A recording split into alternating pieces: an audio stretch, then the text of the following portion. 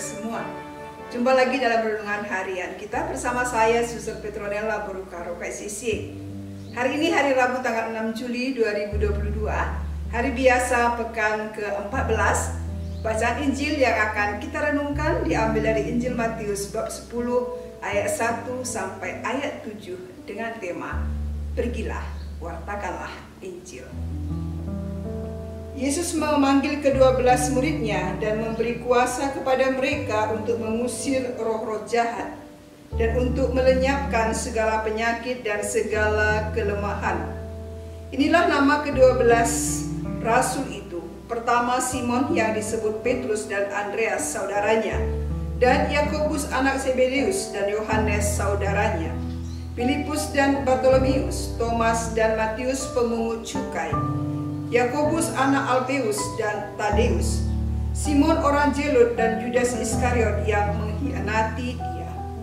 Ke-12 murid itu diutus oleh Yesus dan ia berpesan kepada mereka, "Janganlah kamu menyimpang ke jalan bangsa lain atau masuk ke dalam kota orang Samaria, melainkan pergilah kepada domba-domba yang hilang dari umat Israel. Pergilah dan beritakanlah, kerajaan surga sudah dekat." Demikianlah sabda Tuhan.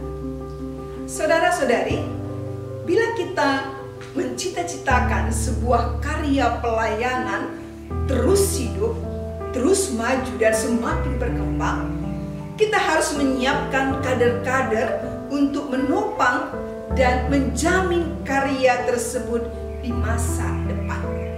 Untuk itu butuh pembinaan, butuh kaderisasi, butuh kerjasama yang baik. Kaderisasi, kerjasama, hal yang sangat penting bagi suatu organisasi karena menyangkut kelanjutan perjuangan organisasi itu ke masa yang akan datang. Dalam bacaan hari ini, Yesus memanggil 12 muridnya. Pemanggilan ke-12 murid ini pastilah memiliki tujuan khusus. Dalam bacaan sebelumnya diceritakan bahwa belas kasih mendorong Yesus memberitakan Injil Kerajaan Surga, baik lewat pengajaran atau pewartaan maupun dengan melenyapkan segala penyakit dan kelemahan. Perbuatan Yesus ini membuat semakin banyak orang mengikuti dia dengan tujuan masing-masing. Ada yang mencari dia untuk mendengarkan sabdanya. Ada yang mencari dia untuk kesembuhan dari berbagai penyakit atau pelepasan dari kuasa roh jahat. Namun ada pula yang mencari dia hanya ikut-ikutan. Bagi Yesus, orang-orang ini seperti domba-domba yang terlantar tanpa gembala yang sangat membutuhkan pelayanan. Menanggapi situasi dan tuntutan pelayanan yang dimaksudkan Yesus, butuh keterlibatan para murid yang telah dipilih sebagai partner dalam tugas perutusannya. Dengan demikian, pelayanan tidak hanya dilakukan oleh Yesus sendiri, tetapi juga oleh para muridnya. Untuk mendukung tugasnya, para murid diberi kuasa yang dimiliki oleh Yesus sendiri, yakni kuasa untuk mengusir setan atau roh-roh jahat, kuasa untuk melenyapkan segala penyakit dan juga kelemahan. Dengan kuasa yang telah diberikan, para murid diutus kepada domba-domba yang hilang dari umat Israel. Mereka tidak diperbolehkan menyimpang ke jalan bangsa lain atau masuk ke kota Samaria. Mengapa? Karena saat itu pelayanan Yesus masih terbatas ke kalangan orang Israel. Saudara-saudari, kedatangan kerajaan surga nyata dengan menyembuhkan orang sakit, membangkitkan orang mati, mentahirkan orang kusta, dan mengusir setan-setan.